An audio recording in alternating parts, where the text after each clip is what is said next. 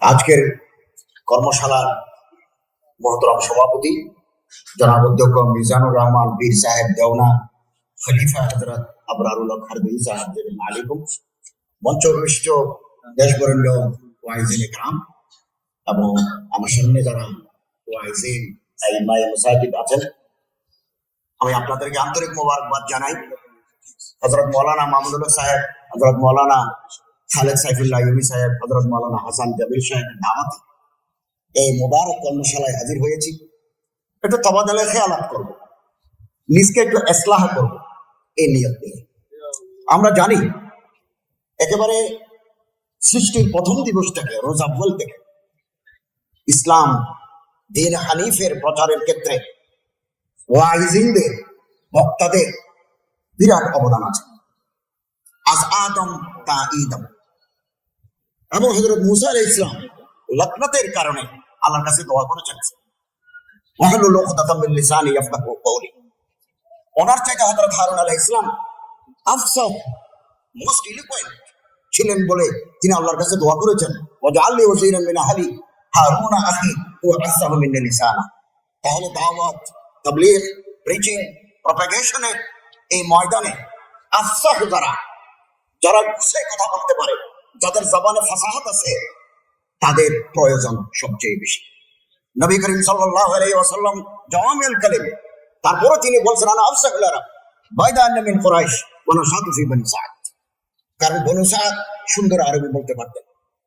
সাহাবায়ে কেরাম রাদিয়াল্লাহু তাআলা আনহুম এই সুন্দর আফসাহ ফসিহ বলি কথার মাধ্যমে মানুষকে আল্লাহর প্রতি ডেকেছেন। এই ধারাবাহিকতায় আমরা পর্যন্ত এসেছি। আলহামদুলিল্লাহ, সমাজ, ইসলামী সমাজ বিনির্মাণে নৈতিকতা নির্ভর একটা মহাসেরা তৈরিতে এই ওয়াইজিনদের, উলামায়ে কেরামদের, আইমায়ে মাসাজিদদের বিশাল অবদান আছে। সামাজিক শক্তি, social force, nucleus of the society. এই যে আজকে আমি নিজে মসজিদের ইমাম, খতিব। আমি চলে গেলে 12 বছর আছি, আমার আগেও 12 বছর আগেও আরেকজন ছিলেন, আমি চলে গেলেও আরেকজন আসবেন, কিন্তু মসজিদে নামাজ চলবে, খুতবা চলবে, শক্তি বৃদ্ধি হবে। সামাজিক শক্তির বিনাশ নাই। একজন আলেম, একজন পীর সাহেব, একজন খানেকা নশীন, একজন বুরিয়া নশীন, সামাজিক শক্তির nucleus, pivotal point of the society. রাজনৈতিক ক্ষমতা পরিবর্তন হয়, সামাজিক শক্তির ক্ষয় নাই, লয় নাই। কোন রাষ্ট্রীয় শক্তি যদি সামাজিক শক্তির গলা টিপে ধরে, বেশি দিন গলা টিপে রাখতে পারে না। সোভিয়েত ইউনিয়ন 70 বছর গলা টিপে রেখেছিল, পারে নাই। আমার সেন্ট্রাল এশিয়া ইসলামের জাগরণ দেখা দিয়েছে। তুরস্কে কামাল আতাতুর্ক আজান বন্ধ করে দিল, আরবি হিজাব বন্ধ করে দিল, দাড়ি বন্ধ করে দিল, পারে নাই।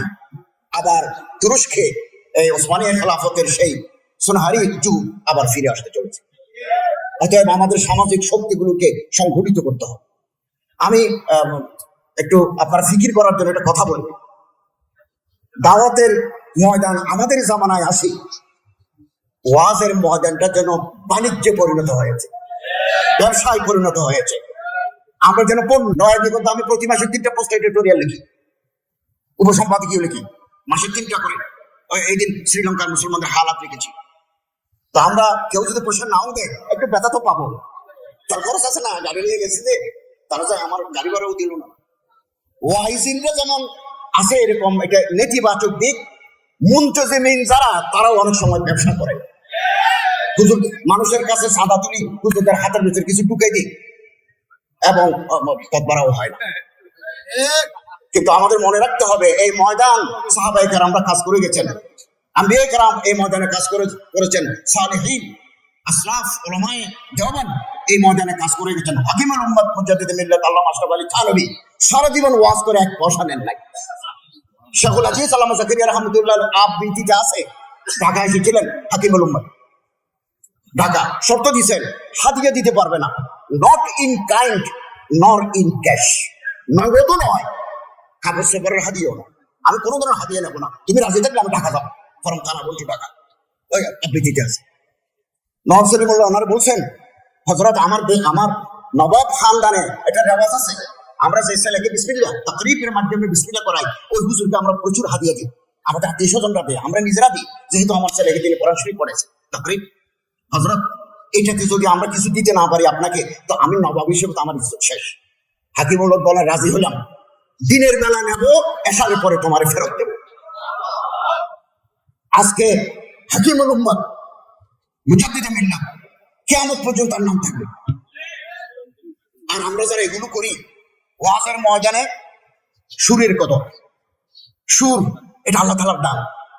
আপনি যখন সুর দিয়ে কোরআন তেলাওয়াত করবেন, সুর দিয়ে কোন শায়েরের আল্লামা ইকবালের শের পড়বেন, শ্রোতার 1 সেকেন্ডের কম সময়ের মধ্যে এখানে কর্টেক্স আছে, মাথার উপরে একটা ছাতা আছে, ডিশ আছে, ডিশ ওটা হিট করে রিদম তৈরি করে, চাকরি তৈরি করে।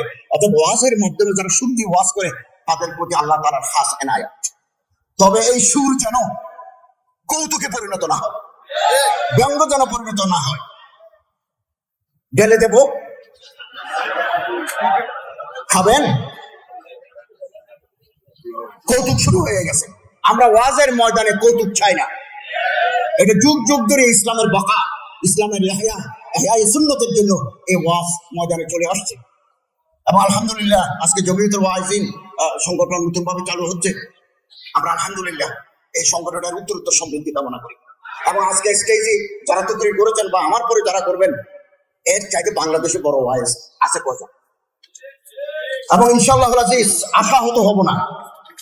আল্লামা ইকবাল বলেন, ফিরআউনিয়ত যদি স্থায়ী হয় বুঝতে হবে मूसा भी जरूर आएगा।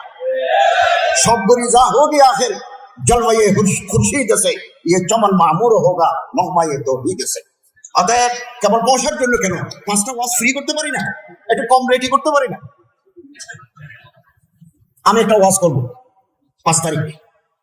লোকটা আমারে বলছে, আমার এক লোককে বলছে যে ও ভালো করে ভাত খাওয়া দিব, গাড়ি ভাড়া দিব 4,000 টাকা। আমি রাজি হয়ে গেছি। আরো কম বললেও রাজি হতে হবে। আমরা একটু একটু একটু স্যাক্রিফাইস করি না? একটু স্যাক্রিফাইস করি, আল্লাহ তাআলা আমাদের বরকত দিবেন। কারণ সবার কথা মানুষ শুনতে চায় না, কিছু মখসুস মানুষের কথা মানুষ শুনে। মৌলানা হাসান জমির সাহেব দাঁড়ালে এখানে আমাদের বিখ্যাত মৌলানা সাহাওয়াত সাহেব আছেন, কাসিমি সাহেব আছেন, মৌলানা মুফতি সাইদ সাহেব আছেন, আরো কেমন ওলামারা আছেন। ওনারা দাঁড়ালে মাহফিলের লক্ষ মানুষ পিংপতন নীরবতার সাথে ওয়াজ শুনে। এটা আল্লাহর দান, এটা আল্লাহর দান, আল্লাহর এনায়েত। এই দানের প্রতি একটু কদর করি না? আমি একটা কথা বলি, ওয়াজ মানুষের চেতনাকে জাগ্রত করে, মানুষকে সংঘবদ্ধ করে, সংগঠিত করে। একটা আদর্শ প্রচারের ক্ষেত্রে ওয়াজ নসিহত বক্তব্যের আবেদন আছে। এর বিপরীত একটা দৃশ্যও আছে। সেটা কি? সাহাবায়ে কেরাম বহু দেশে গেছেন, সে দেশের ভাষা জানেন না। আমি চীন থেকে আসছে কয়দিন আগে, চীনের গোয়াংজু হযরত আবু ওয়াক্কাস রাদিয়াল্লাহু তাআলার কবর জিয়ারত করে আসছি, ওনার মসজিদে নামাজ পড়ছি। পৃথিবীতে মানুষ আছে কত? 750 কোটি। দেশ আছে কত? 205টা। ভাষা আছে কত? 6500। Most popular language spoken by the people 10টা। পৃথিবীর কঠিন ভাষা মান্দারিন চায়না। 2 নম্বর কঠিন ভাষা আরবি। সহজ ভাষা নরওয়ের ভাষা, এরপরে পোল্যান্ডের ভাষা। ইংরেজি ভাষাও সহজ, কঠিন না। আমি চিন্তা করি যে হযরত আবু ওয়াক্কাস রাদিয়াল্লাহু তাআলা মান্দারিন চীনে যায়, দাওয়াত তাবলীগের মাধ্যমে হাজার হাজার মানুষকে মুসলমান হয়েছে, কিন্তু মান্দারিন চায়না জানতেন না। ওনার জুহুদ, ওনার তাকওয়া, সুফিয়ে বাসফা, তাই করে উলুম ইরফান, এটা দেখি মানুষের ভিতরে ঈমানের মহব্বত পয়দা হয়ে গেছে। হযরত কুতাবা বিন মুসলিম সেন্ট্রাল এশিয়া গেছেন, উনি কি সমরকন্দের ভাষা জানেন? বুখারা, কিরমিজ, মাওয়ারাউন নাহার, ওটা উজবেক ভাষা, পশতু ভাষা। হাজার হাজার মানুষ মুসলমান হয়ে গেছে। আমি একটা বোঝাতে চাই, দায়ের ভিতরে যদি ইখলাস থাকে, তাকওয়া থাকে, লিল্লাহিয়ত থাকে, আপনার চেহারা দেখে মানুষ মুসলমান হয়। আল্লাহ ওয়ালিয়ুত তাওফীক ওয়াল মুওয়াফিক ওয়াল মুঈন।